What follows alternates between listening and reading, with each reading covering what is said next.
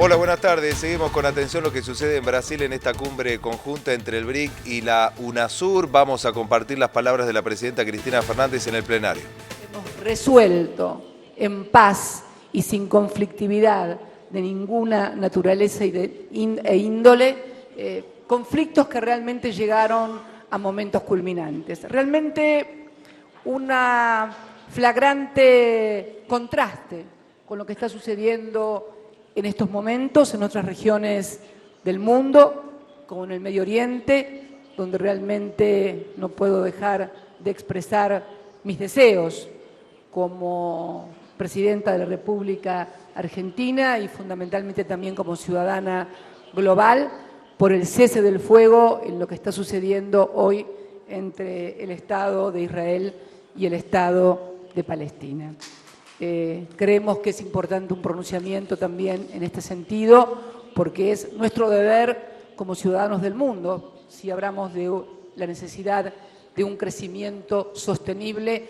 No hay crecimiento sostenible sin paz y sin seguridad, y no hay crecimiento sostenible sin una organización o un orden global económico-financiero fundamentalmente diferente al que hoy tenemos. Por eso saludamos con mucho beneplácito esta decisión de los BRICS de constituir un banco de fomento, un banco de desarrollo que apunte a lo comercial, a lo infraestructural y también, ¿por qué no?, a poner orden en unas finanzas internacionales absolutamente desquiciadas. Muchas veces hemos requerido en este foro, en otros más amplios, como la Organización de Naciones Unidas, en el G20 también, la imprescindible reforma de los organismos multilaterales de crédito y también de los organismos multilaterales políticos como Naciones Unidas, Consejo de Seguridad, etc. Pero realmente estas demandas, estos reclamos no han sido escuchados y creo que es un signo muy positivo. Nadie puede interpretar esta actitud de los BRICS como una cuestión de negatividad, sino de construcción alternativa frente a la falta de respuestas de lo que ya deberíamos haber tenido todos los ciudadanos del mundo. Y tal vez Argentina, más que nadie, pueda hablar de este tema en momentos en que está sufriendo un fortísimo ataque especulativo por parte de los denominados fondos buitres. Como todos ustedes saben, Argentina defaultió su deuda soberana en el año 2001. No fue durante nuestra gestión, no fue durante nuestro gobierno, pero obviamente la continuidad jurídica de los estados impone hacerse cargo de las responsabilidades.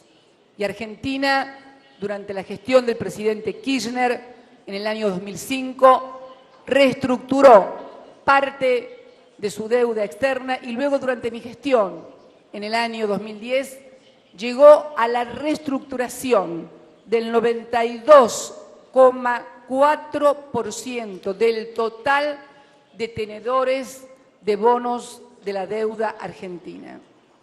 Esto nos ha significado pagar desde el año 2005 a la fecha más de 190.000 millones de dólares. No solamente a los tenedores de bonos, sino también a los organismos multilaterales de crédito como Banco Interamericano de Desarrollo y Banco Mundial, que deberían ser también bancos de fomento y que hoy, desgraciadamente, están dejando de cumplir este rol también de banco de fomento. Y tenemos la novedad que bancos de fomento se rigen por las denominadas calificadoras de riesgo, como si se trataran de bancos comerciales o bancos de inversión. Por eso creemos que esta decisión de crear un banco de desarrollo por parte de los BRICS es una respuesta más que adecuada. Ahora bien, la deuda quedó un muy pequeño grupo que no aceptó entrar a ninguno de los canjes, ni al canje del año 2005, ni al canje del año 2010.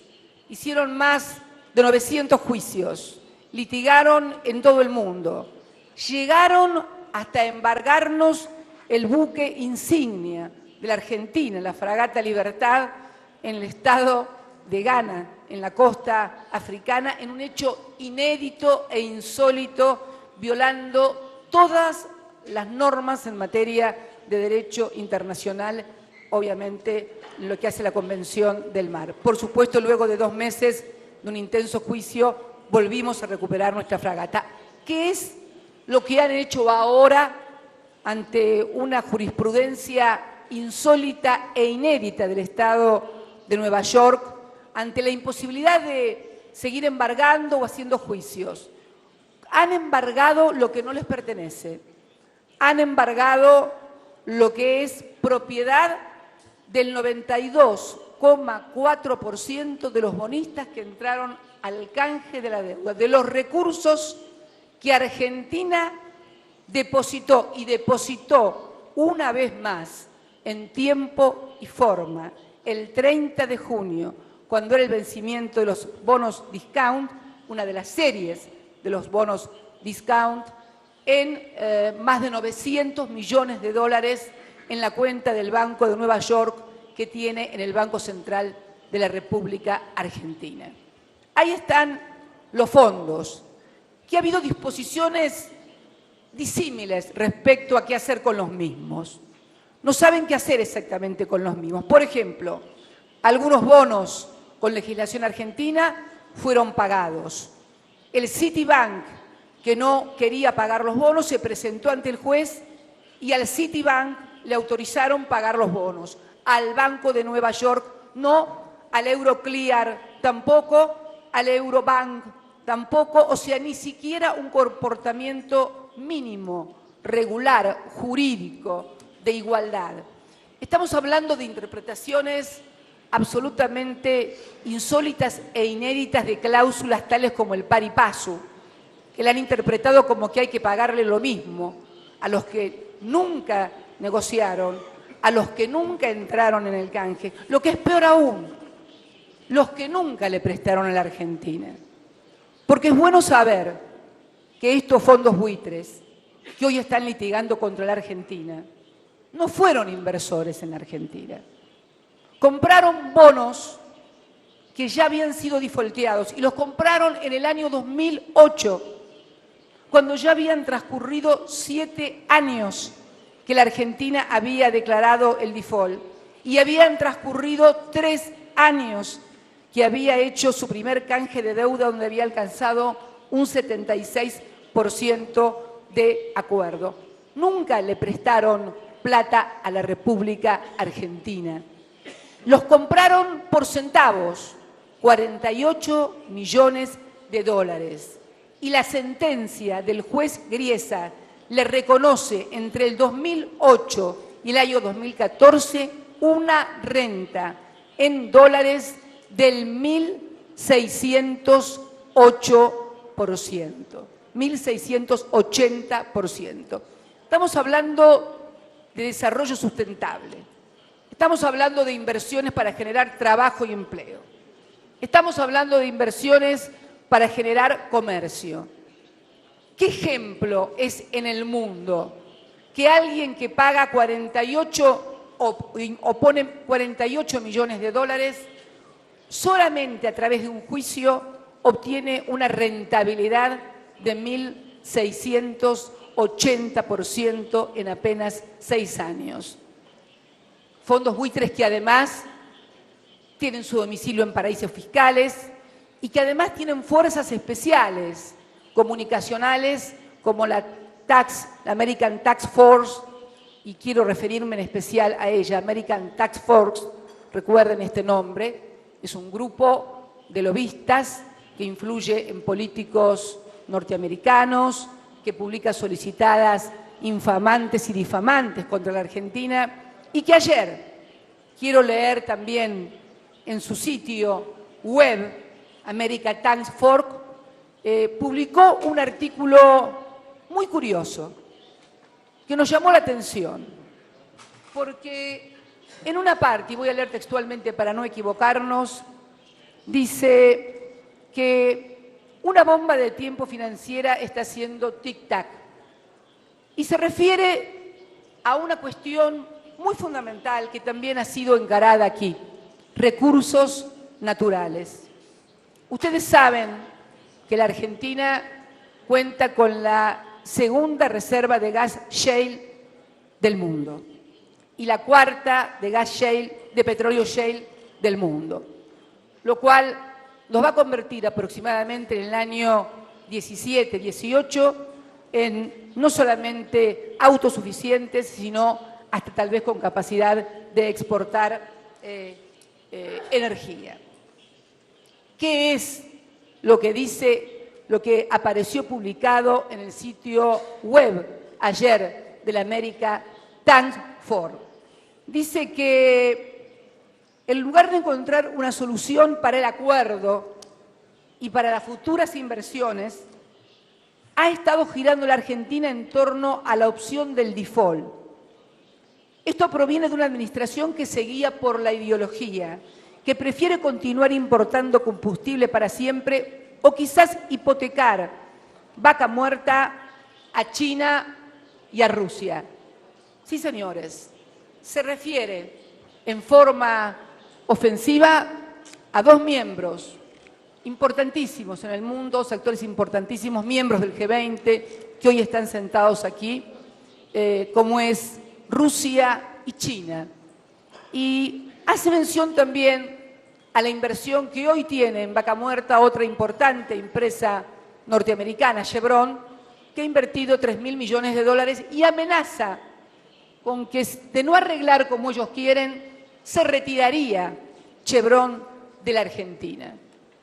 Entonces uno se pregunta, como lo decía un presidente vecino de la República Oriental del Uruguay, y como me lo decía también otro importante presidente Allende los Mares, ¿realmente usted cree que el problema es jurídico, que el problema es por 1.500 o 10.000 millones de dólares?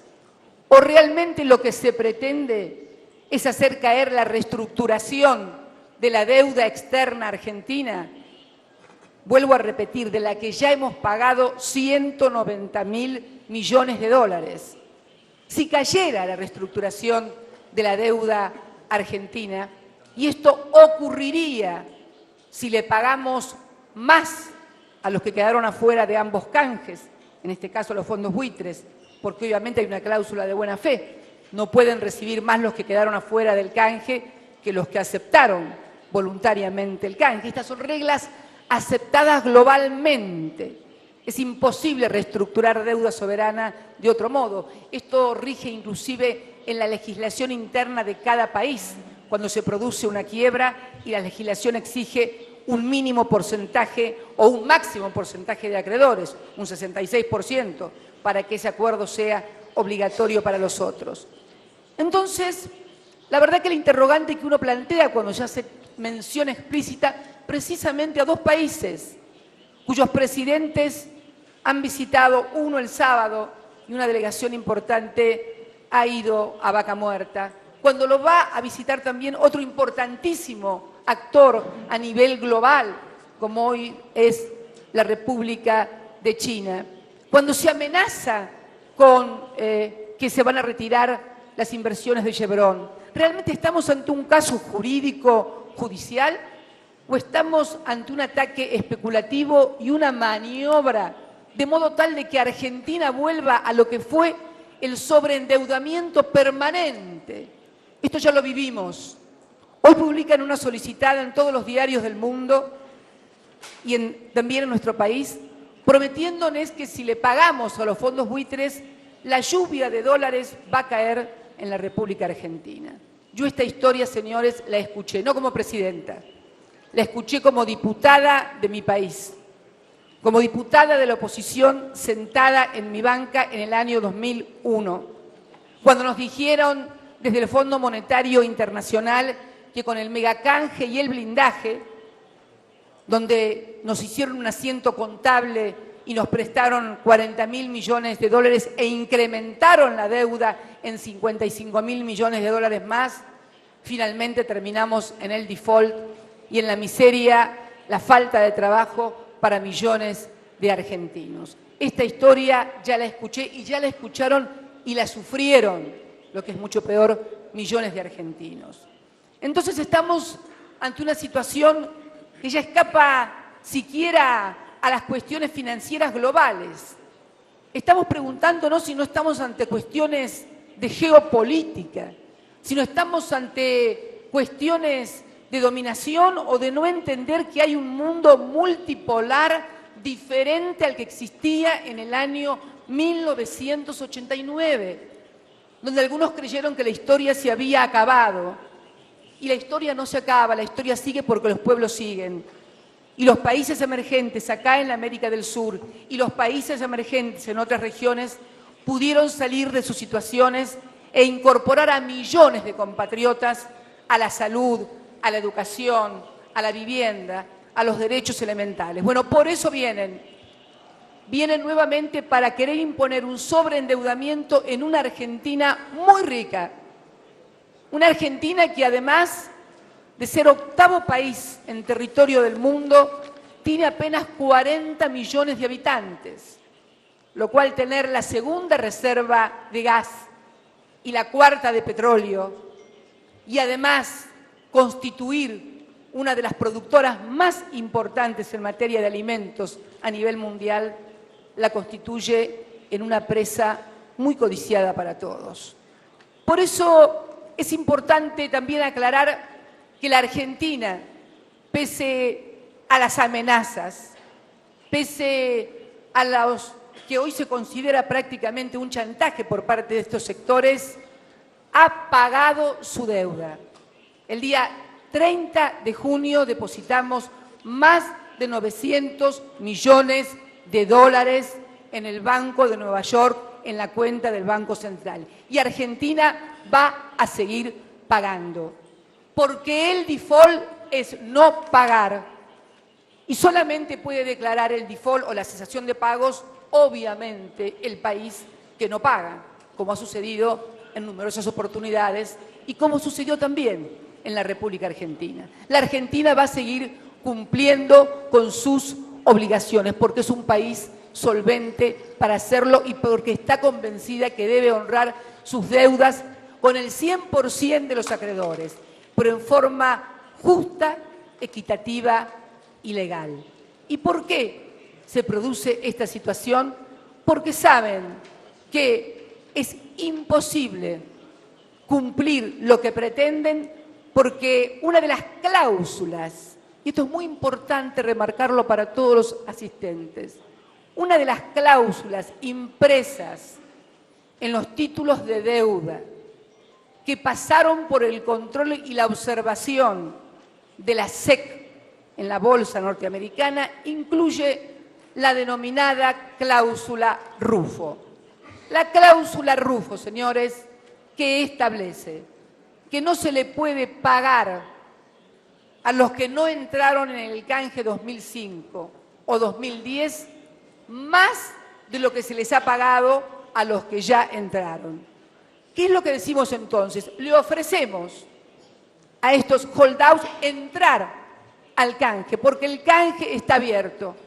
Ganarían en dólares una tasa en 6 años de aproximadamente 300%. No es que estamos diciendo no les vamos a pagar nada. Les vamos a pagar en las condiciones justas, equitativas y legales que establecen los prospectos de deuda de la nación argentina y además la jurisprudencia pacífica que hay a nivel internacional. Es bueno recordar que en Europa, por Real Cédula de Bélgica y también legislación europea, a partir de este mismo fondo buitre que actuó sobre el Perú, se dictó legislación específica que precisamente protegía la reestructuración soberana de las deudas. Estamos planteando, señores, entonces que un nuevo ordenamiento financiero global no solamente es justo y equitativo, sino que es imprescindible. Estamos planteando que Argentina no va a entrar en default porque Argentina va a pagar su deuda como ya lo hizo. Y deberán hacerse responsables los que impiden que los legítimos tenedores de esos dineros, que ya no es la Argentina, porque la Argentina, una vez que deposita, deja de ser la dueña de esos recursos.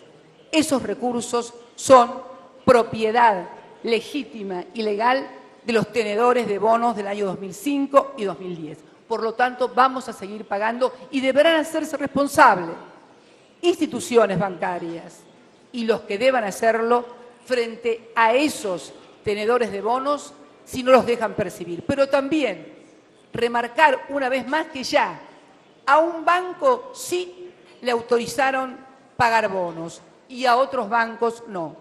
El banco al que le autorizaron, por supuesto, es el banco de origen norteamericano. Los que todavía tienen trabado los fondos son el Eurobank y el Euroclear, que como ustedes saben es Unión Europea. Esto revela lo insólito, lo inédito, lo confuso de toda la situación que se está viviendo. No para nosotros, no estamos ni confundidos en absoluto, al contrario, como no estamos confundidos, hicimos precisamente lo que teníamos que hacer. El 30 pagamos, porque tal vez lo que pretendían eran que no pagáramos y entonces sí constituirnos en mora por no haber depositado, teniendo los recursos para hacerlo y la cuenta abierta del Banco de Nueva York en el Banco Central de la República Argentina, las sumas que debíamos. Por eso Argentina no va a defaultear su deuda, Argentina paga. Y lo que reclamamos a los organismos multilaterales, lo que reclamamos al mundo, es precisamente la instauración de un orden financiero global que permita el crecimiento sustentable y global. Y felicitamos la iniciativa de los BRICS, porque también debemos decir que Banco Mundial y ahora Banco Interamericano de Desarrollo, de los cuales también somos pagadores netos. ¿Qué quiere decir esto? Que estamos pagando más de lo que recibimos en materia de préstamos. Con lo cual, señoras y señores, la Argentina, por más que la difamen o pretenden instalar de que no quiera negociar, ¿cómo no vamos a negociar? Hemos ido 2 veces a Nueva York. Los únicos que no quieren negociar son los fondos buitres que quieren que le paguen por 48 millones de dólares 1.600 millones de dólares en apenas 6 años. Nosotros siempre estamos dispuestos a negociar dentro de la ley, dentro de la justicia, dentro de la equidad y por eso invitamos a que entren al canje. Y convocamos a todos los países que tenemos un compromiso fundamentalmente con nuestros pueblos y con nuestras historias, de generar bienestar. Países que durante mucho tiempo tuvimos severísimas dificultades, algunos por endeudamiento, otros por consecuencia de sus propios avatares históricos. Tuvieron la fortaleza suficiente de superar desendeudamientos, avatares históricos, falta de democracia, como nos tocó vivir a nosotros en la región latinoamericana, y en democracia y en paz hemos sido capaces de garantizar crecimiento con inclusión social, no solamente crecimiento económico. Durante la década de los 90, durante el imperio del neoliberalismo, donde Argentina era presentada como alumna modelo en el Fondo Monetario Internacional, donde su presidente era invitado a hablar en las asambleas, se llegó a generar una desocupación superior hasta el 20%. Hubo tasas de crecimiento, sí, pero de crecimiento sin gente, de crecimiento especulativo, que venía a colocar, merced de la ficción de la paridad del 1 a 1, dólares con tasas que mientras en el mundo se pagaba un 2%, en la Argentina se llegó a pagar hasta un 14, un 15% anual de tasas en dólares. Este también es uno de los orígenes de aquel endeudamiento que culminó en el default de 2001, más allá de todo el endeudamiento que también se operó a partir de la dictadura del 24 de marzo de 1976. Por eso, la convocatoria a todos los países es la de aunar esfuerzos en esta verdadera cruzada de una nueva organización global en materia política, económica y financiera que tenga consecuencias sociales, políticas y culturales positivas para nuestros pueblos. Muchas gracias. Las palabras y las definiciones de la presidenta Cristina Fernández en el plenario de esta cumbre conjunta en Brasil entre el BRICS y la UNASUR, que estaremos analizando a partir de las 20 en la edición central de Visión 7. Los esperamos.